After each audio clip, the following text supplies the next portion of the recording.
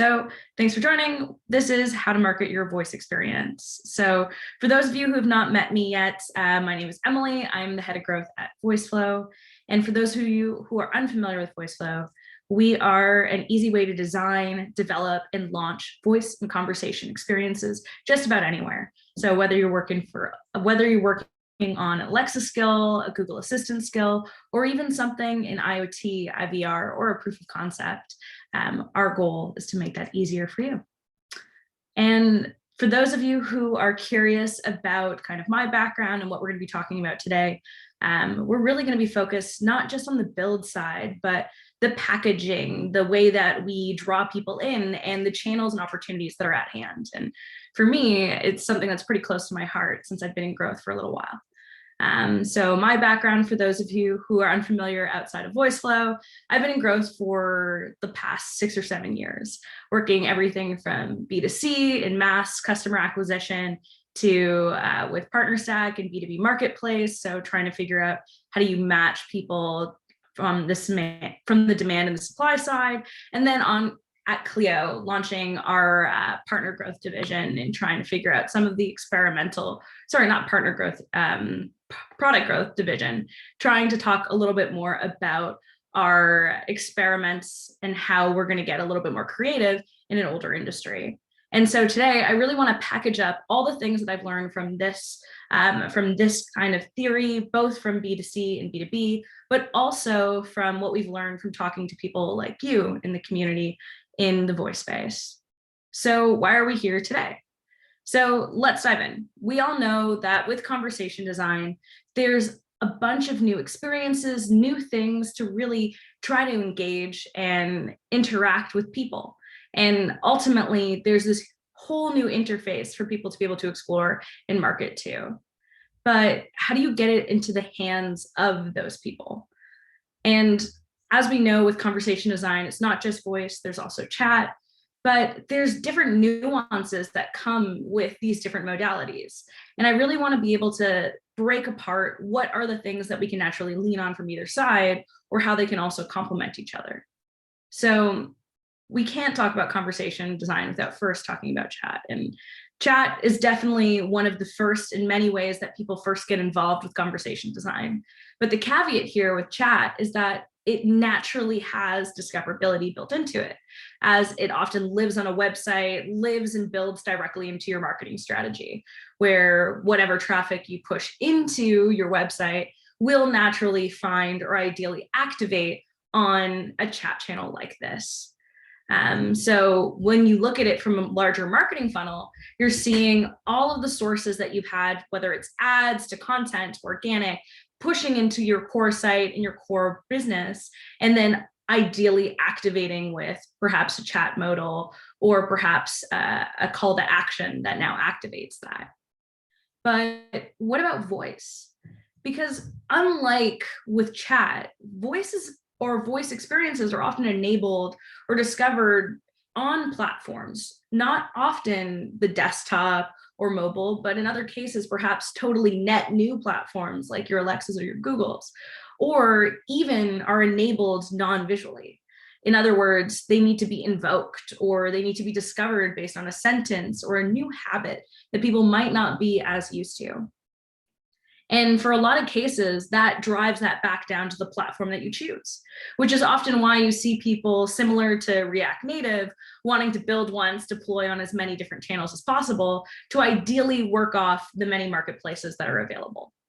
And for example, we've all seen the Amazon Alexa marketplace, and while it's a great place to be able to explore things, it's not yet perfect for really being able to drive not just traffic to your experience as a whole, but ultimately, when you look at it from a marketing stack, really what you're relying on is all of the pushes and all of the things that are going towards the marketplace, ideally someone then micro-filtering onto a category, ratings, a search bar, rankings, maybe even a platform prompt to get there. Ultimately leaving you with a very tiny sliver of activation opportunity or just awareness when you're thinking about how do you get in front of brand new customers. So marketplaces in a lot of cases, and when you look at any marketing strategy, they're not always enough. There has to be other things that you can do. And although marketplaces are a great way for you to launch skills right now, they're luckily not the only thing that you can do. Because the preface with all the things that we're building here is that it is not a field of dreams scenario where if you build it, they will come, because in often cases, they won't. There are so many different skills and different places out there that you really need to find other ways to stand out and ideally target them, retarget them, or focus your efforts. And so it's important to remember that we build these experiences so people can use them. So what can we do now? But before we dive in, there's some other things that you should know that are more optimistic, that are really, really exciting in the space. And while I still believe in many cases we're in the desktop era pre-Google of voice, i.e. we are all building all of these different independent experiences that while they live and they are indexed, there isn't really one core search system to be able to discover them. There's still lots of opportunity to be discovered and to work with this, as in many cases, a lot of your keys into getting in front of customers still relies on the trends of how many people pick up these devices.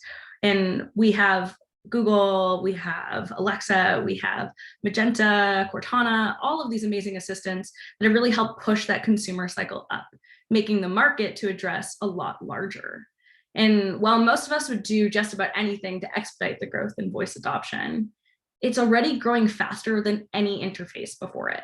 And when you place that side by side by any user adoption of whether it's the smartphone, the TV, even the computer and the internet, you're seeing this drastic uptick, which is a huge positive sign for us being able to have a much larger market to address and much larger market of people to therefore use your potential skills. And while we've seen a spike in that user adoption, the other thing that's really exciting is that you're also seeing this spike in this change in what these platforms are capable of doing. So while speakers were definitely the early ways that we got involved with voice, since most of the early devices were voice only, you're now seeing a lot of change there.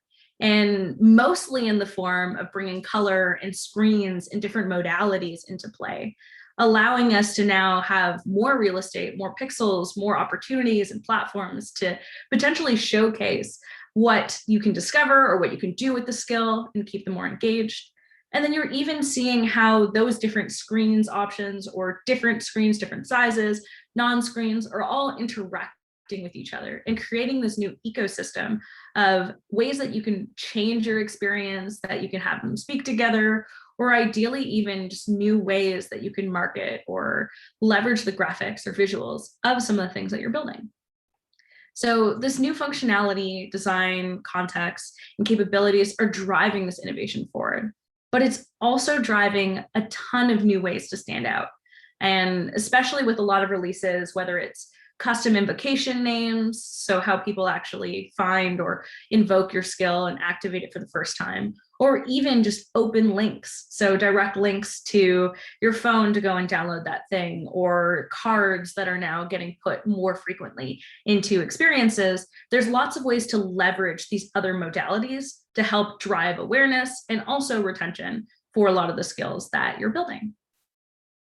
And it's important to also know that, don't worry, discoverability has yet to be fully solved in this space, but it is still definitely an active thing that many people are working on. So it's actually a prime opportunity for you to be able to really leverage and stand out even more if you do invest your time in some of these other channels.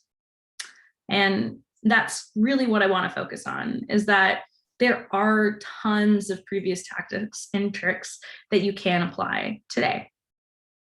So no worries, you don't need to reinvent the wheel, even though it is a new interface.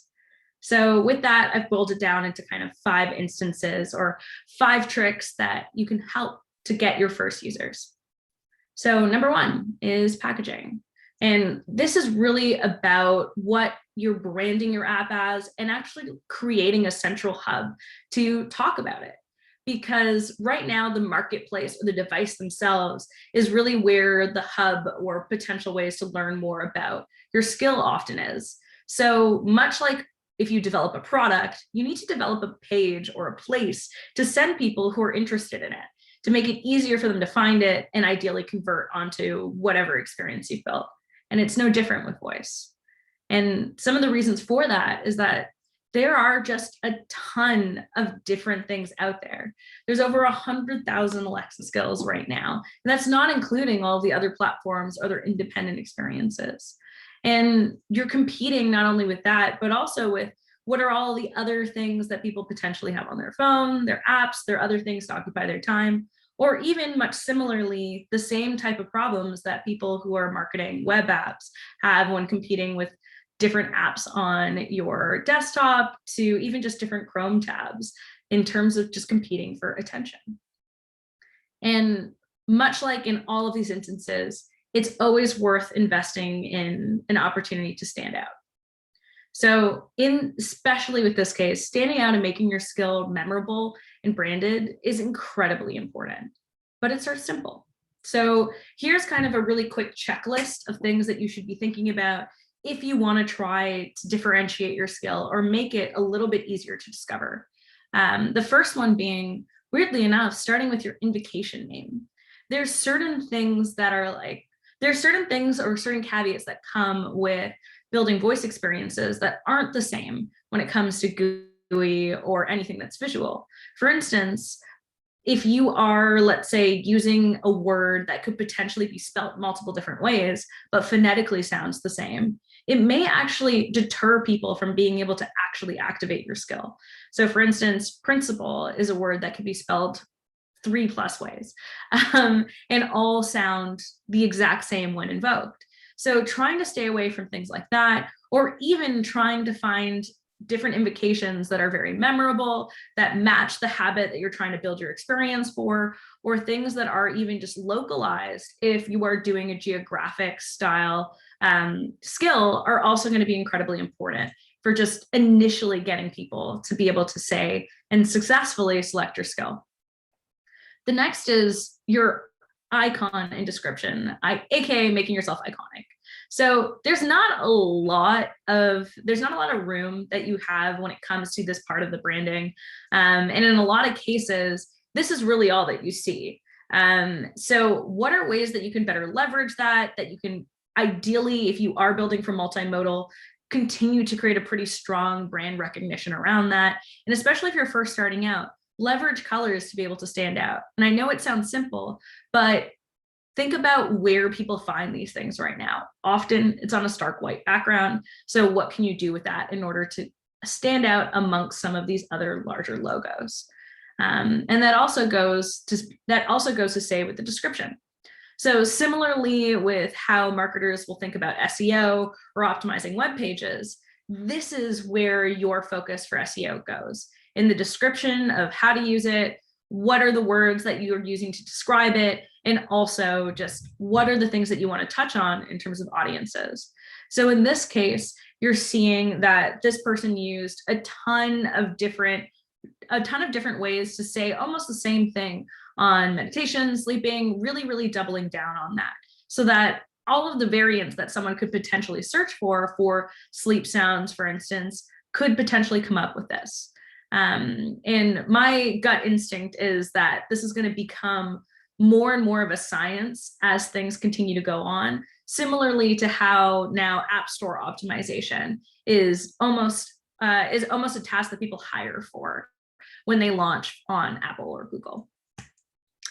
The last thing that I think is the most important when you're thinking about standing out or creating a strong package is having a destination for people. So as we know, people aren't always going to be at home next to their device, especially after COVID, to be able to discover these things. So creating a destination or even a landing page that explains what your skill does, that allows you some of the resources that aren't available on the typical platform controlled by Alexa or Google, is a wonderful way for you to be able to just create a strong story around what your experience is.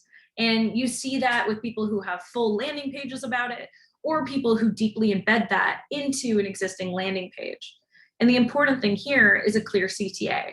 So clear call to action on what to do or how to use that skill, or how to ideally enable that. And for the Huggies one, it sends you an email if you're not on mobile. So there's other ways that you can also just make sure that people don't forget to go and do that if you happen to hit them in a point where they're not at home to invoke that.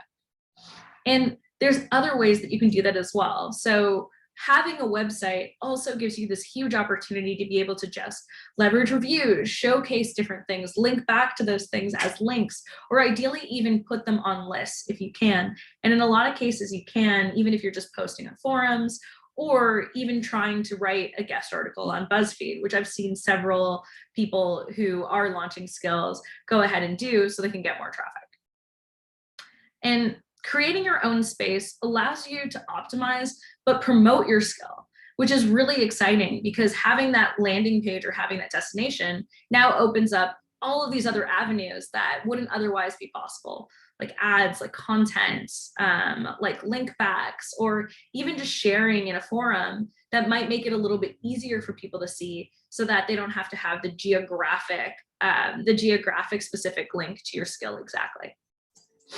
And other ways that you can optimize that even further is you can add pixels onto that site. So using Facebook or using Google to go and retarget those people afterwards if you have a budget.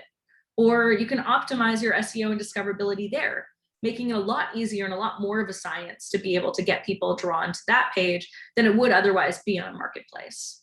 And as I mentioned, it'll make it a lot easier to share those links and ultimately have more people learn more, and ultimately leading to what you want and what you wanted in the first place, which is driving more people or more traffic to sign up. And keeping in mind here, you don't have to reinvent the wheel on, maybe you have a website already, maybe you have a brand that you're working with and you just have this new experience that you've launched. Instead of creating a whole new page, you could potentially just have a banner. Or you could create that whole experience if it is that new. And lastly, you could also, even if you're not ready to have that experience out, get proactive and potentially even just do a landing page for a wait list. And there's so many options similar to Voiceflow that are low code, no code, super accessible. Some of these, like for instance, Card is only 20 bucks for the entire year. There's lots of ways that you can do this on a really low budget. So keep in mind, even if you're not ready, you can always start building that audience, because it's always going to be easier for you to go and convert people who've signed up and already shown interest than targeting net new when you're already ready to launch. And now you're eagerly waiting for people to use your skill. So number 2, focus. So this whole section is really about finding the right audience that matches the experience that you've created, and also focusing the time that you have in order to be effective with that. So you can build, for instance, the best experience ever and totally miss the mark on audience. And this happens. This happens with products. This happens with any type of business, that you could build the best thing on the planet, but if it's not focused on a certain audience and matching what their needs are, they may either A, not be the right audience, or B, might need to change your experience a little bit to suit that. So break down your audience. What do they like? What do they like? Why and how will they use your experience? And most importantly, who are they? And this will ultimately help you to boil down not only your messaging, not only what is happening in the experience itself, but also the channels that might best reflect where they live or where they could possibly convert. And remember, the user of your experience isn't always going to be your marketing audience. And this is particularly true. And I think that it's important to mention, because a lot of skills are geared towards, say, families or kids, that when you're thinking about who your audience is for your skill versus who is those that are actually going to activate or discover the skill in the first place, they might not always be the same. So make sure that you go through that secondary question of trying to figure out, is your app audience the same as those that you're targeting? And the other thing to mention here is that it's totally okay to experiment with audiences. Sometimes, and I think like we've definitely experienced this going from Storyflow to Voiceflow, that your audience can change as you start to see what works and what doesn't work and what you're excited about. And it's okay to go ahead, re-release things, change your strategy, because you might be surprised on what sticks and what doesn't. So don't feel that you're going to be trapped in whatever decision that you make, because this is just as much about experimentation. So in order to kind of go through the focus section, I've created another checklist here. So as we go through this, there's some few key things to mention. So especially if you're going into your experience and launching it for the first time and you don't have an existing audience, try to talk to and reach out to as many potential users as possible. For instance, if you think that teachers are going to be the ones that use your skill, go and find where they live online, what forums, what places are they, do some outreach, see if they'll hop on a call with you for about 5 minutes. And you'd be shocked at the amount of people that may be willing to help or lend their expertise. The second is writing down that persona where they live online. So creating a map of almost an attack plan of where the places that you want to post or get awareness in. Third, map your experience and messaging to the habits of the audience that you've selected. So making sure that whatever you're asking of them isn't too far-fetched. And lastly, trying to narrow things down so that, especially if you're a small team or you have a small budget, that you're really trying to narrow down and focus your time to be as successful as possible. And lastly, breathe, because this process can sometimes be tiresome and sometimes require a little bit of mental work. So as I mentioned, talking to as many users as possible is incredibly important.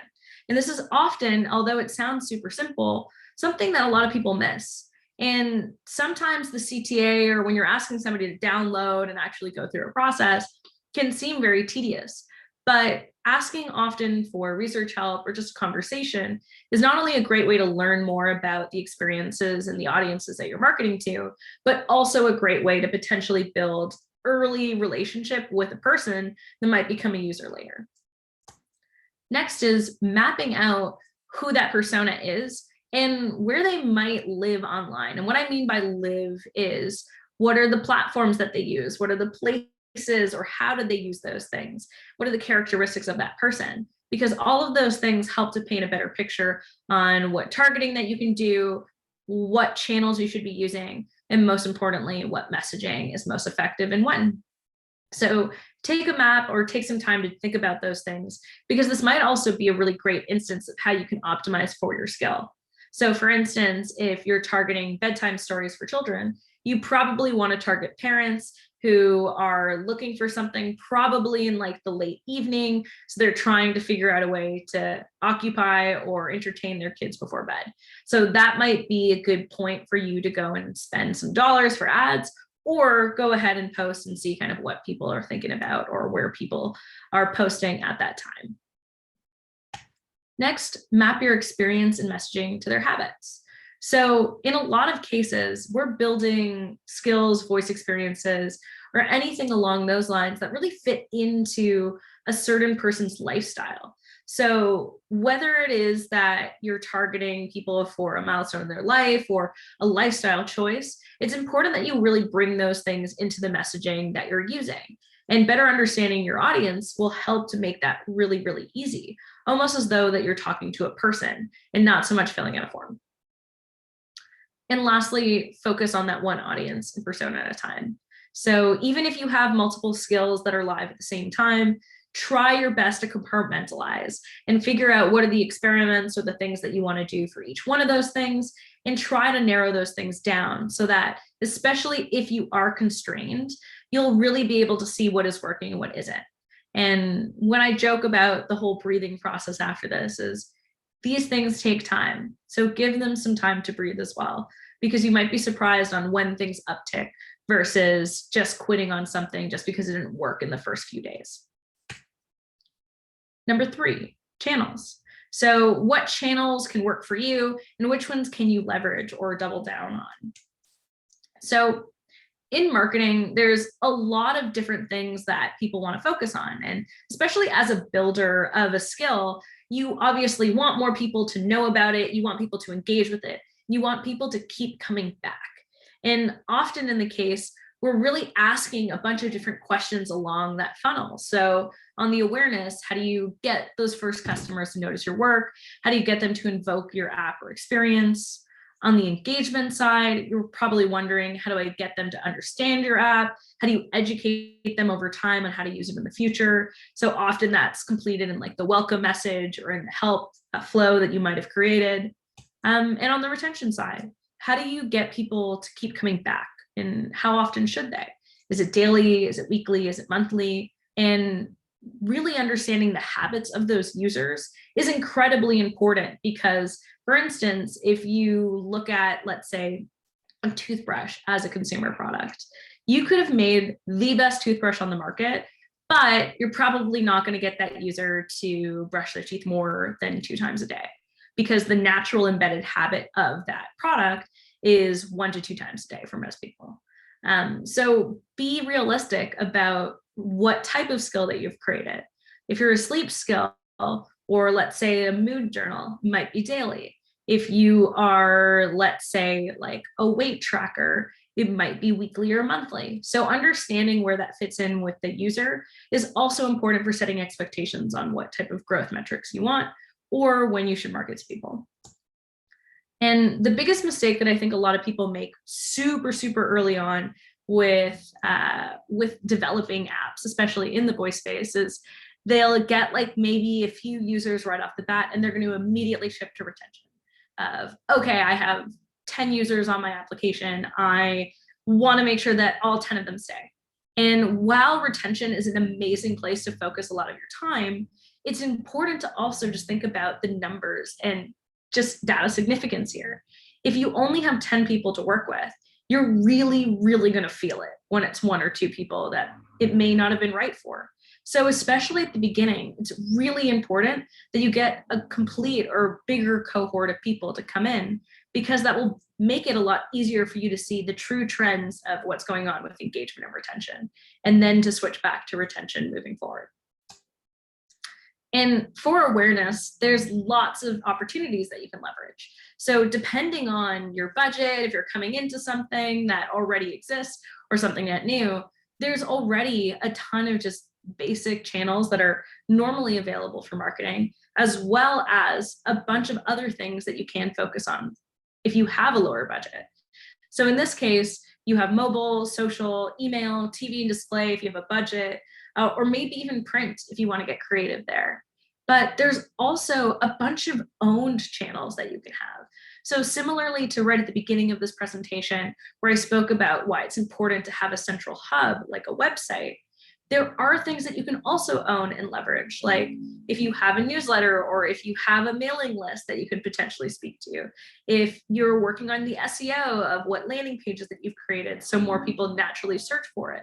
Maybe you write pieces about it, and maybe you get it out there and sharing, or you publish it on Medium. Or in a lot of cases as well with voice experiences, I see a lot of people leveraging YouTube, for example, where they create a video of how their skill works, almost like a promo trailer or a how-to, so that people really understand and they benefit from a marketplace that is a lot better for searching and discovering new content than perhaps the Amazon marketplaces today.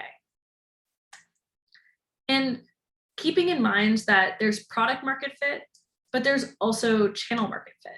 So now knowing what your audience is, now knowing what your budget is, where you can send people, it's important to understand that not all channels are going to work for everybody. And understanding what channels work not only for the audience that you have, but also to drive towards your experience is a crucial way to optimize your time and money. So here's a checklist when it comes to thinking about channels. So first, optimizing your messaging to each of those channels. So matching your audience to those channels is incredibly crucial. You wouldn't necessarily, let's say, talk to somebody in the same way that you talk to them on Facebook as you do on Twitter. You wouldn't post in the same way on your Facebook wall as you would in a Reddit forum. Understanding the nuances of these channels and how to best leverage them is an incredibly crucial skill. And understanding also who you're targeting on those channels makes it a lot easier for you to understand how you can potentially be successful on that. So for instance, in this case, we're targeting Jimmy. He's a 25-year-old that lives in the Bay and loves Marvel fan theory. He spends most of his time on the channels of Reddit, public.com, Discord, TikTok, and Slack groups. You know, to focus your time, you're going to choose Reddit and TikTok as an example. When you're looking at those two channels and trying to figure out how can you target more Jimmies, you're not going to use the exact same content from both of these. Similarly, you're not going to want to just plug and play content that's from your site or from your description on these either. So for instance, with Reddit, you might want to search for people who are asking for skills or for questions, or perhaps even like quiz-based things around Marvel. And you can always follow up and be like, hey, like I've built this experience, would love if you check it out. And while that seems really small, the beautiful thing about platforms like Reddit, not only are they free, but they're not ephemeral in the same way. Forums stay and get indexed. So if you post something there and it does get a little bit of traction, it might continue to pull in the occasional view over and over and over again. And ideally, you can repeat that, where now you're adding compounding views and compounding opportunities to convert. On the same way with TikTok, where here's a platform that's almost the opposite of that, where it's very ephemeral, but incredibly viral right off the bat. So how do you now leverage visuals to better explain what that experience is? So I've seen a ton of amazing creators, especially in the voice community, be able to use platforms like this so that they can get in front of an audience even when they don't have a large following. So thinking about what are also other channels that might maximize your views is an interesting way of just trying something and seeing if it sticks. The other one is understanding your constraints. So in a lot of cases, you are an indie maker or a hobbyist or a solo creator, or you could be someone who's coming into a large budget already. Understanding what your budget is and understanding how much knowledge people have of your existing brand will naturally create constraints for you.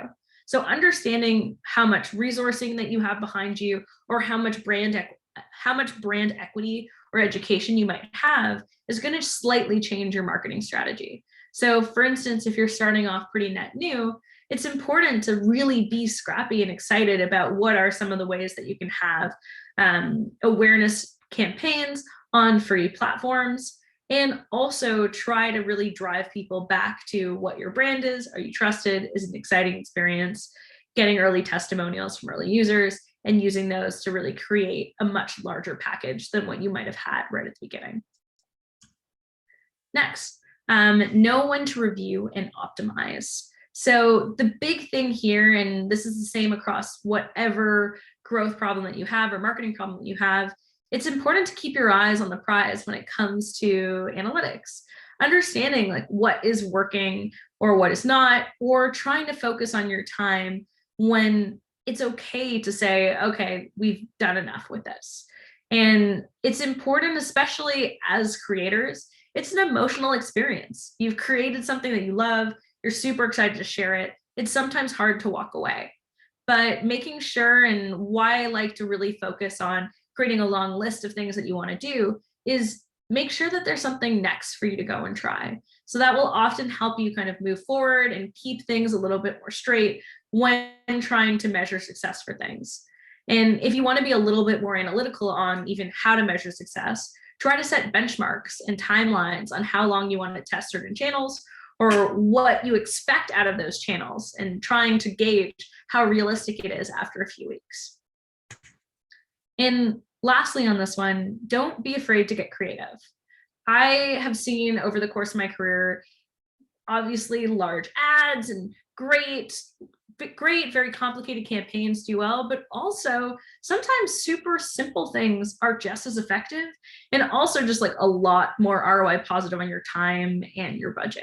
So if, let's say, you don't have a bunch of resources behind you, you don't have a lot of options, what are other ways that you can get in front of people? So entering in your skill for dev post competitions, posting on product hunts, or even direct messaging people who are interested in that, or following those trends on Twitter, on LinkedIn. All of these are great ways to just be authentic and get creative with awareness. Or even on the flip side, I've also seen, even especially around Seattle, Lots of people even just using stickers as a way to showcase a QR code to download their skill, and seeing those all over the place, or even just talk methods, which are sometimes some of the best ways that you can just get started or just see potentially who might be interested.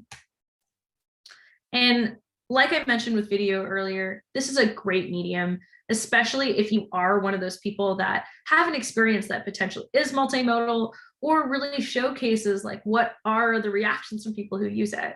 This is a great way to leverage a really, really popular search engine like YouTube to drive people directly to your product to try. And number 4, community. So take part in a conversation and really think about where the early voice adopters and where those communities already live. Because the truth is that it's really hard to target them. In a lot of cases, what you see is that a lot of these people don't necessarily fit within traditional ad audiences or really core places on the internet. Instead, it's really important to get creative until those audiences get built. So for instance, with Voiceflow, we obviously really, really love community, and it's been really at the core of what we've been doing. But in a lot of cases, there's other communities as well that you can leverage, whether it's ours where you go in and you're asking and you're getting feedback or looking for beta testers. It's a great place to post. Or there's tons of other places that you can leverage that as well. And I've seen everything from people posting in indie hackers as a no-code builder to there's Discord channels. You can hop on many podcasts. There's tons of different ways that you can do that, even on different discourse forums, on Discord, or even by joining in some of the various events that are in this industry, like the Voice Den, Project Voice, or Voice Summit. And so there's lots of ways that you can leverage those things and get some of the more free publicity or more authentic connections via community, because ultimately you're building to have a conversation with your users. And so why not optimize for that? And communities are essentially places that people and audiences gather. So being part of that conversation is a wonderful use of your time. And what's important about this is that it's not just a passive group of people. In often cases, they're active. They're active engagements, there's Slack groups, there's conversations. They're places that you can genuinely fit in with plugging what you're working on, getting advice, or potentially just finding new ways to get noticed. And it's not just about awareness here. It is a great place to get feedback. It's a great place to connect with future users. And ultimately as well, just potentially make connections, where we've even seen in our community, people launching things independently, talking with people in the community, and then later teaming up to create something even better. So this is also a really great way to just leverage and continue to learn. And in a lot of cases, they're free. So really, you get what you put into them. You get your time, you get whatever you're willing to put into it, and it's really about authenticity. So with that, our checklist for community. So first, just being authentic with your connections. It's incredibly important that the caveat with community is that it's not a seller's market.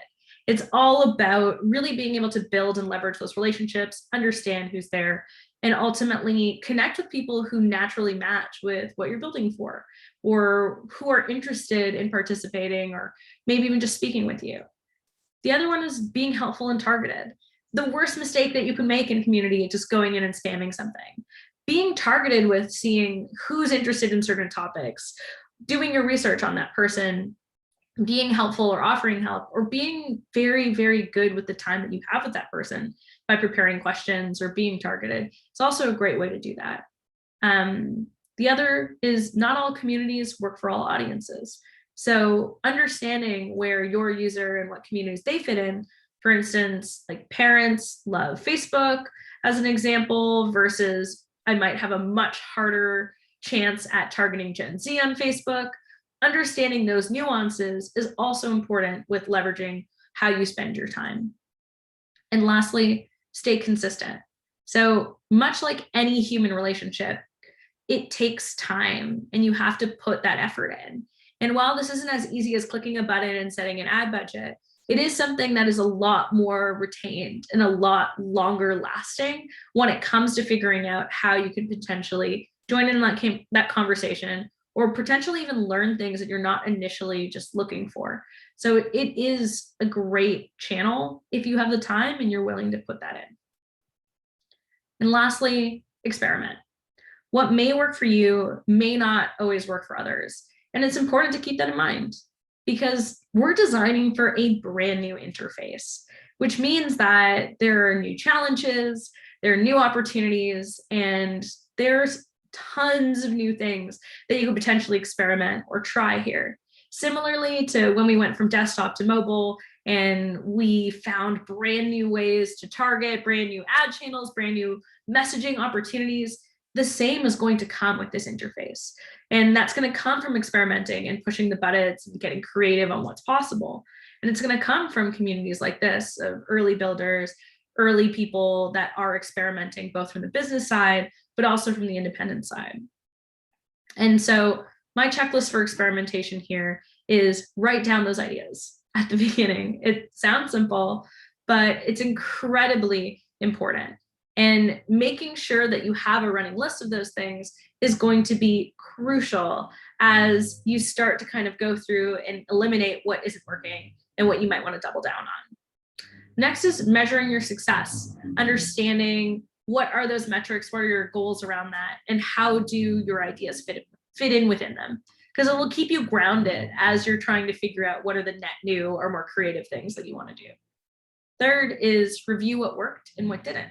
So setting aside that time to take a look back and understand what is going to be working, what you might want to double down on later, or potentially just peeling out what were the elements that were successful will better help you infer net new ideas moving forward, and rinse and repeat. So just because something didn't work in the past doesn't mean it won't work now. So I would challenge you as well to think about perhaps some of the biases that you've carried over from previous products, previous SaaS experience, previous any other marketing woes that you've gone through, and think about, would this work with my net new experience? Would something perhaps that I tried at work 5 years ago potentially work now? Because sometimes you never know. And a good example of that is, for instance, like ABM or direct mail, which died off drastically a few years ago and came back in troughs as people went back home for COVID. Or get creative on how you can leverage what has worked and repurpose it for now. So much like how I mentioned earlier on in this, where there's a lot we can learn from previous interfaces or different platforms, there's also lots that you can leverage from what has worked in your previous experience or from examples that you've read online for other businesses. So how can you repurpose that? So good examples of that being are like people who have leveraged Quora, for example, to go and answer those questions and post their links whenever people are looking for something that might loosely fit in with what they've built. Perhaps that's something that'll work from you, versus trying to go in and potentially repurpose a landing page strategy that you had at a previous job. And also think about new channels that might work. So a big thing about awareness with voice is that you're not always near that platform. So try to mentally think about what are the platforms that are near the users that you want, and how can you get basically a new channel to communicate with them. Because a lot of us have email, but for instance, when you look at the audience for people who are interested in voice and chat experiences, they're also very, very prone to converting via SMS, which is often a very cheap and underlooked channel for a lot of people. So perhaps there's a way that people can opt in to SMS, and you can use that as a notification delivery system. So think about even what are other channels or other experiments you might want to try. Also, thinking about how you can optimize and repurpose newsletters or lists that you have, or even just conjoin with people who might be doing the same thing. And I've seen beautiful things like this happen on forums where people are posting and someone who owns a newsletter is like, oh, that's great, like write a piece and I'll pass that. Or people even just coming together and saying, hey, we're going to start a rolling newsletter for this. So perhaps there's other ancillary ways that you can also build an audience if you don't already have one. And also don't shy away from some of these other things like cold emailing or cold outreaching. And while this example is obviously very, very impersonal, there are great ways for you to leverage just emailing people, DMing them, having that contact to really help try to see what's early feedback, how you can get some early net promoters, people who really love the skill that you've worked on. And that is the most genuine form of marketing. And also, don't overlook chat. Perhaps there's ways that you can also leverage in the same way with banners that you can on your site. How can you maybe even use a chat experience to let people know that you have a new voice experience? So get creative about how these channels can work together in the same kind of operating system, or how you can leverage brand new channels to drive them back to that one spot. So in conclusion, there are so many opportunities to market and get eyes on your work. And for you, I really urge you to focus on standing out, staying memorable, finding what channels work for you, finding what audience suits your skill, and not shying away from experimenting. And I think one thing that's not even listed in here, but I always think is incredibly important, is conversing, getting feedback, and sharing some of the things that you're willing to. Because we're all still in this really exciting early stage of figuring out what it looks like to be successful and get these users excited about what you're building. So share that. Let, in a lot of cases, this interface grow together. So I would definitely say stay tuned on a lot of those sharings. And if you don't already have some people that you speak to about some of the experiments you're running, would highly recommend having a soundboard or having a group of people to speak to.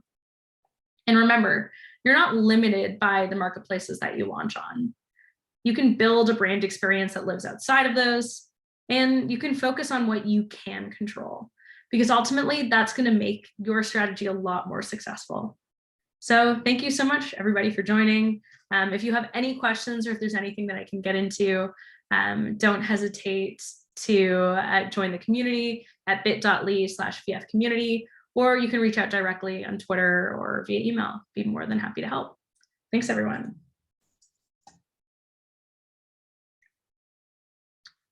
All right. We have a few minutes for questions. Looks like we only have a few. Some of them are answered as we're going along. But the first question is, will this be available afterwards? Yes, I will share the checklist afterwards, and we'll likely be writing up a piece if there's any checklists or anything that you guys are looking for. We'll be sending those out. In terms of the next question, it is, will there be any deeper dives on any of the sections, i.e. landing pages? I'd be more than happy to potentially put something together to kind of show what retargeting could look like, or setting up a landing page to help promote these things. Ideally, I think I'll see what I can do, and we'll post back on that if we want to do something that's live, or maybe something that's more of like a blog post for you guys to check out. And lastly, let's see. Lastly is, are there any communities that I suggest to join when it comes to getting more tips on this? I would say, honestly, for me, when it comes to tips for these, like, I leverage Women in Voice a lot. I talk with a lot of different people in different forums. Like, I talk a lot in Alpha or Indie Hackers. So would highly recommend joining a lot of those if you just want to have more candid conversations about just growth in general. And we got one last question that came in. Does Google's coming change to third-party cookies negatively impact retargeting opportunities? So I think that there's a lot that has come up with this. I think in particularly, Stephanie, some of the questions have been answered from, is Facebook in particular, or third-party cookie providers like Facebook going to have more issues as that come through? I think that there's definitely changes that come along when it comes to relying on third party for retargeting. But on the bright side, if you do leverage, let's say, Google as or Google Tag Manager, that shouldn't negatively impact it. it does look bullish on Facebook still being able to navigate quite well around that, from at least some of the articles that I've read. So I'm still holding out for that one, but we'll definitely see. And what I would actually recommend outside of that is potentially also looking at other channels, like perhaps even like Pinterest.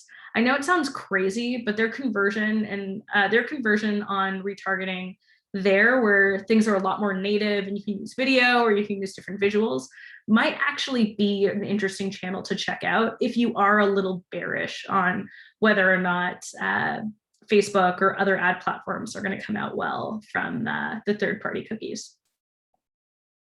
Awesome. Well, thanks everybody for joining. What we're going to do after this is we're going to send out a recording as well as some of the checklists. If you guys do have any other questions, please don't hesitate to reach out. I would be more than happy to help. Thanks, everyone.